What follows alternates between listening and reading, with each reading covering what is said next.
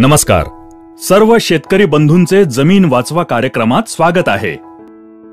आपल्या गावात जी पण जमीन आहे त्या सर्व जमिनीमध्ये जर आपण एकाच प्रकारचे बीज, खते, एकाच ठिकाणचे पाणी दिले आणि एकसारखी मेहनत केल्यानंतर सुद्धा एकसारखे पीक येईल का? नाही. का?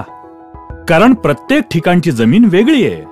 म्हणजेच सर्व गोष्टी जसे बीज, खते, पाणी आणि मेहनत एकसारख्या असून सुद्धा जर जमीन वेगळी असेल तर पीक वेगळे येते.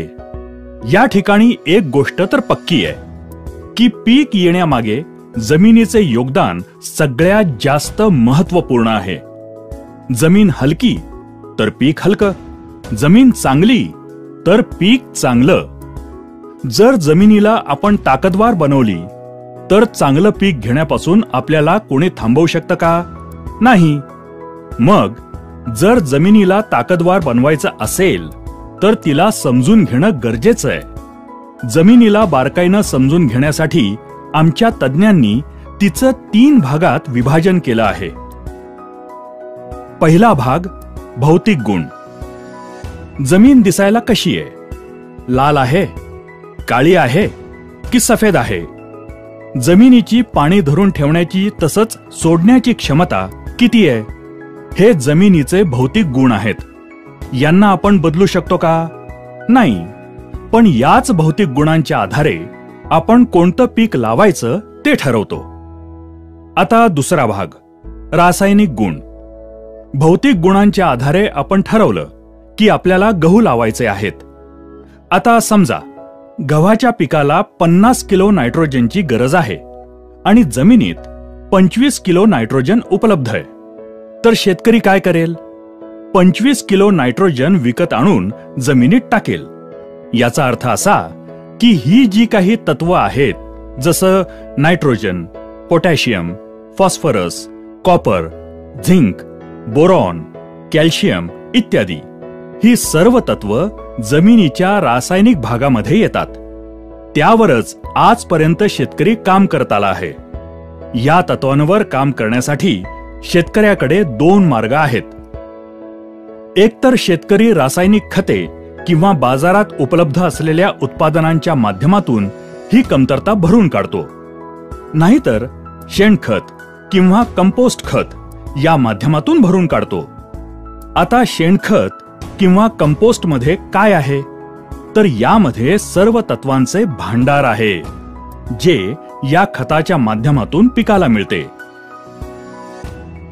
याचा अर्थ हा की आतापर्यंत शेतकरी किंवा जेवढ्या पण कंपन्या आहेत त्या याच भागावर काम करत आल्या आहेत. तो म्हणजे दुसरा भाग जमिनीचे रासायनिक गुण. म्हणजेच किती तत्व उपलब्ध आहेत आणि पिकाची गरज किती आहे त्यानुसार तत्व कमी जास्त करणे. आता आपण बघूया की भौतिक गुण आणि रासायनिक गुण यांच्या व्यतिरिक्त तिसरा भाग काय आहे आणि आपल्याला तो जरुरी आहे का? आणि हो, त्यानंतरच आपण त्यावर काम करायचं की नाही ते ठरवूया. तिसरा भाग ज्याला आपण म्हणूया जैविक गुण. जेवढे पण जीवाणू आहेत ते जमिनीच्या जैविक भागामध्ये येतात. आता हे जीवाणू आपल्यासाठी गरजेचे आहेत का? हे माहिती करून घेण्यासाठी आपण काय करू शकतो? आपण आपल्याच शेतातील माती घेऊ आणि तिचे 2 भाग करून लोहाराच्या भट्टीमध्ये त्यातील एक भाग 160 डिग्री सेल्सिअस ते 500 डिग्री सेल्सिअस तापमानात गरम करू आणि ती थंड झाल्यानंतर दोन्ही भागात बीज जर टाकले तर गरम केलेल्या भागात ते बीज कधीच नाही उगवणार. असं का? कारण 160 डिग्री सेंटीग्रेड पेक्षा जास्त तापमानात जे पण जीवाणू होते ते सर्व संपून गेले, म्हणून ते नाही उगवले. म्हणजेच बीज उगवण्याची प्रक्रिया ही जीवाणूंच्याच माध्यमातून होत होती. हे एक काम झालं. आता दुसरं काम बघा. आपण शेतकरी जेव्हा जमिनीत खत टाकतो त्यावेळी असं करतो का की पिकाच्या आजूबाजूची माती कोरून त्याच्या मुळ्या बघून खत टाकतो? नाही. आपण काय करतो? कसं पण खत फेकून येतो. आता खत तर मुळांच्या जवळ नाही पडत, ते कुठेही पडलेलं असतं. तरी पण जर 2 दिवसानंतर आपण पाहिलं तर पिकामध्ये बदल झालेला दिसून येतो. याचा अर्थ ते टाकलेलं खत पिकाला लागू पडलं, म्हणजेच खत आणि पीक यामध्ये काहीतरी हालचाल झालीये. मग काय झालं? खत चालून पिकाकडे गेलं की मुळ्या बाहेर येऊन खत खाऊन परत आत गेल्या? नाही, असं काही नाही झालं. या कामामध्ये सर्वात महत्वाचं काम जीवाणूंचं असतं.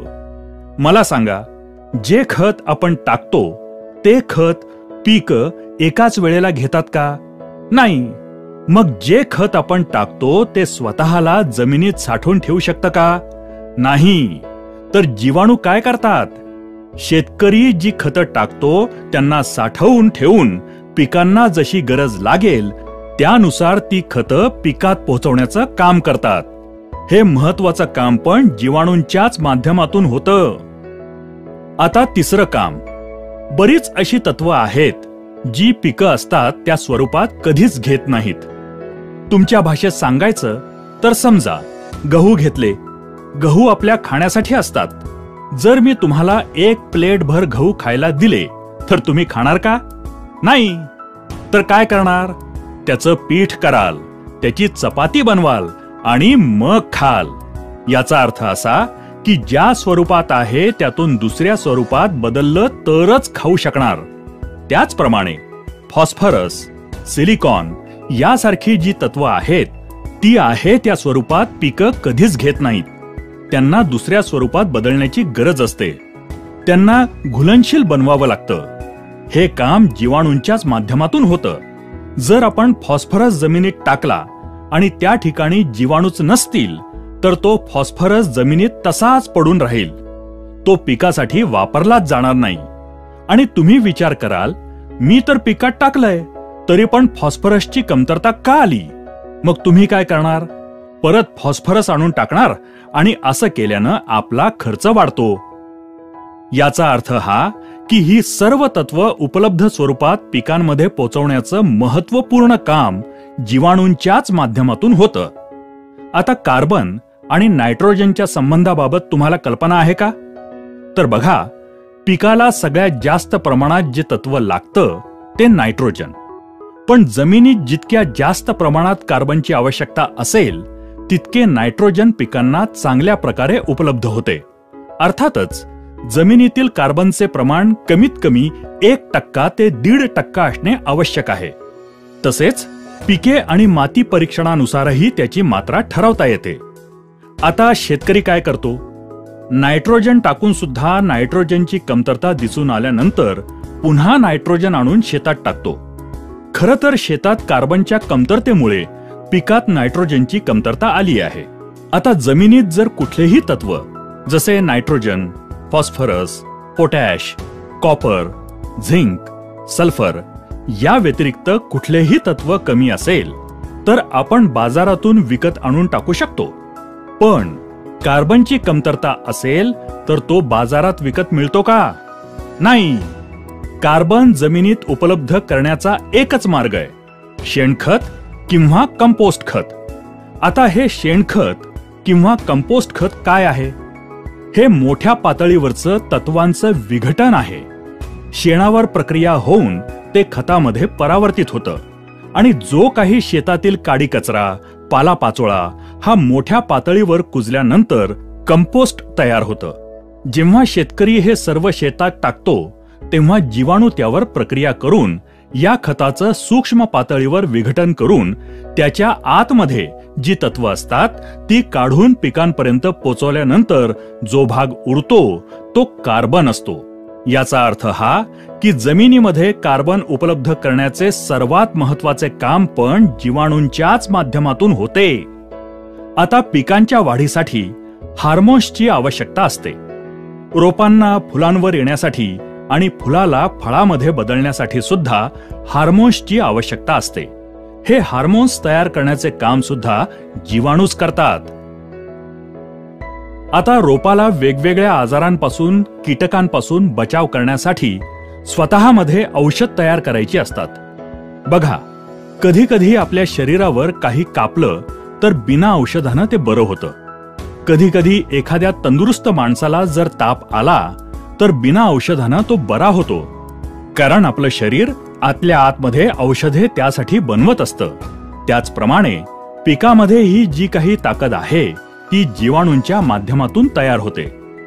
आता पहिल्यापासून बघितलं तर बी उगवण्याचं काम, आपण जी खते टाकतो ती स्वतःकडे साठवून पिकांपर्यंत पोहोचवण्याचं काम, तसंच तत्वांना दुसऱ्या स्वरूपात बदलून पिकांपर्यंत पोहोचवण्याचं काम, तसंच कार्बन जमिनीत उपलब्ध करण्याचं काम, जोडीने हार्मोन्स बनवण्याचे काम आणि औषधे तयार करण्याचे काम, ही सर्व महत्त्वपूर्ण कामे याच जीवाणूंच्याच माध्यमातून, याच जमिनीच्या जैविक गुणांच्या माध्यमातून होतात.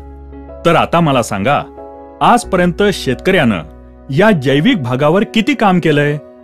मी शेतकऱ्याला एक प्रश्न विचारतो की शेतीचा मजूर कोण आहे? तर शेतकरी म्हणतो, मीच शेतीचा मजूर आहे.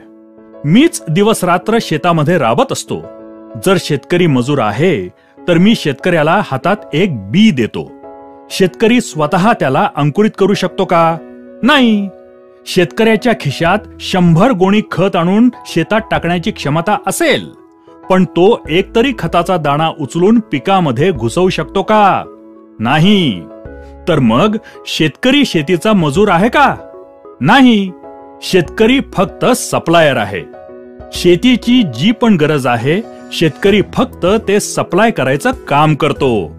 खरा मजूर तर जीवाणू आहे, जो शेतात जमिनीमध्ये काम करून शेतकऱ्याला पीक आणि उत्पादन देतो. याचा अर्थ हा की शेती हा शेतकऱ्याचा कारखाना आहे आणि त्याचा मजूर आहे जीवाणू. आणि आजपर्यंत शेतकऱ्याला हे माहिती नाही की याचा खरा मजूर कोण आहे. तर बघा, आजच्या तारखेला शेतामध्ये आपल्याला काय समस्या आहेत? जे बी आपण लावतो ते नीट उगवत नाही. जी रोपं उगवतात त्यांचं पोषण चांगल्या प्रकारे होत नाही. रोपांना फुलं चांगल्या प्रकारे येत नाहीत. जी फुलं येतात ती चांगल्या प्रकारे फळात परावर्तित होत नाहीत. शेतीत रोगराई वाढलीये. या साऱ्या समस्या, ही कामं जीवाणूंच्या माध्यमातून होत होती, ती आज होत नाहीत. आज माझ्या माहितीप्रमाणे एखाद्या मेलेल्या माणसाला जर 10 लाख रुपयांचं इंजेक्शन दिलं तर त्यामध्ये काही हालचाल होईल का? नाही. 50 लाखाचं द्या, 1 कोटीचं द्या, 10 कोटींचं द्या. आता बघा, 10 लाख किंवा 10 कोटी याला सुद्धा काही किंमत आहे. तरी सुद्धा आपल्याला काहीच रिस्पॉन्स मिळत नाही. याचा अर्थ हा की रिस्पॉन्स हवा असेल तर जीव असणं गरजेचं आहे. जेवढा जीव असेल तेवढा रिस्पॉन्स वाढेल. तर आज आपण शेतामध्ये फक्त इंजेक्शनवर काम करतोय, रासायनिक भागावर काम करतोय. जमिनीचा जिवंतपणा जागृत ठेवण्यासाठी काहीच काम केलं नाही. समजा एखादा कारखाना आहे आणि त्या कारखान्यात 100 मजूर काम करतात. 100 मजूर एकूण 10 टन उत्पादन काढतात. आता त्या कारखान्याच्या मालकानं त्या मजुरांकडे दुर्लक्ष केलं. त्यांच्या राहण्याची व्यवस्था केली नाही. त्यांच्या खाण्यापिण्याकडे लक्ष दिलं नाही. त्यांच्या आरोग्याकडे लक्ष दिलं नाही आणि फक्त प्रोडक्शनवर लक्ष ठेवलं तर ते मजूर तिथे टिकतील का? नाही. त्यांची संख्या दिवसेंदिवस कमी होत जाईल. 100 वरून त्यांची संख्या 30 वर आली आणि मालकाला 10 टन उत्पादन हवे असेल तर मालक काय करतो? कच्चा माल आणून कारखान्यात टाकतो. आता मला सांगा, 100 मजुरांकडून होणारे 10 टन उत्पादन 30 मजुरांकडून होईल का? नाही. मालकाने कच्चा माल वाढवलाय. खरं तर मजुरांची संख्या वाढवायला हवी. त्यांची काळजी घेतली तर 10 टन काय, त्यापेक्षा जास्त उत्पादन काढता येईल. आज शेतात सुद्धा हीच परिस्थिती आहे. शेतीचा खरा मजूर आहे जीवाणू आणि आपण जीवाणूंची संख्या वाढवण्याऐवजी, त्यांची ताकद वाढवण्याऐवजी कच्चा माल म्हणजेच रासायनिक खते वाढवतोय. यानं आपल्या शेताचं उत्पादन वाढेल का? नाही. तर आमच्या केरन कंपनीनं काय केलंय? तर त्यांनी, आता ही गोष्ट तर पक्की आहे की एकच जीवाणू सगळी कामं तर करत नाही. वेगवेगळ्या कामासाठी वेगवेगळा जीवाणू आहे. तर कंपनीनं काय केलं? जमिनीत फायदा करणारे जेवढे पण जीवाणू असतात ते सर्व जीवाणू शोधून काढले आणि त्या सर्व जीवाणूंची संख्या जमिनीत कशी वाढवता येईल, तसंच त्यांना काम करण्यासाठीचे वातावरण कसे तयार करता येईल यावर प्रयोगशाळेत संशोधन करून bio organic soil solution, Boss, ओरिकेन, ओनिटॉन आणि कॅमिटॉन हे तंत्रज्ञान विकसित केले. हे तंत्रज्ञान जसे आपण जमिनीत सोडले तसे त्या जमिनीतील जीवाणूंची संख्या करोडोंच्या पटीनं वाढत जाते. तसंच त्यांना काम करण्यासाठीचे पूरक वातावरण तयार होते. त्यामुळे तुमच्या त्या जमिनीची ताकद वाढते आणि जमिनीमध्ये जीवाणूंच्या माध्यमातून होणारी सर्व कामे वेगानं सुरू होतात. शेतकरी जेवढा कच्चा माल किंवा रसायने शेतात टाकतो आणि मेहनत करतो त्याचे भरपूर रिटर्न्स शेतकऱ्याला त्याच्या शेतातून द्यायला सुरू करतात. बॉस, ओरिकेन, ओनिटॉन, कॅमिटॉन या तंत्रज्ञानाचा वापर शेतकरी त्याच्या जमिनीमध्ये वेगवेगळ्या प्रकारच्या स्लरीच्या माध्यमातूनही करू शकतो. जर शेतकऱ्यानं असं केलं तर त्याची जमीन खूप वेगानं रिस्पॉन्स देऊ लागते आणि माझ्या अनुभवानुसार ते पीक तुमच्या संपूर्ण भागात नंबर 1 चे पीक असेल.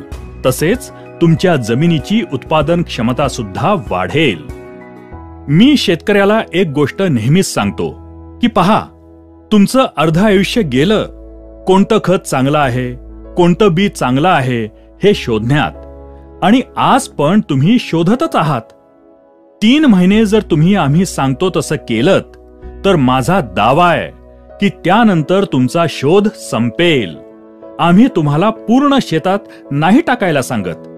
तुम्हाला जेवढं टाकावंसं वाटेल तेवढ्याच एरियात टाका आणि बघा, जर तुमच्या जमिनीत बदल झाला तर तुम्हाला दुसऱ्याच्या विश्वासाची गरजच नाही. हे घेऊन तुमचं संपूर्ण शेत, संपूर्ण जीवन कसं चांगल्या प्रकारे समृद्ध करता येईल ते तुम्ही ठरवू शकता. कारण जगात काय होतंय यापेक्षा आपल्या शेतात काय होतंय ते जास्त महत्वाचं आणि गरजेचं आहे. आमचे जे कोणी सहकारी तुमच्याकडे येतात त्यांच्याकडून पिकानुसार त्यामध्ये आमची ही केरन टेक्नॉलॉजी कोणत्या प्रकारे वापरायची आहे याची पूर्ण माहिती तुम्ही घेऊ शकता. आमच्या या कार्यक्रमाला आपण लक्षपूर्वक उपस्थित राहिल्याबद्दल, आपला मूल्यवान वेळ दिल्याबद्दल सर्व शेतकरी बंधूंना केरन कडून खूप खूप धन्यवाद.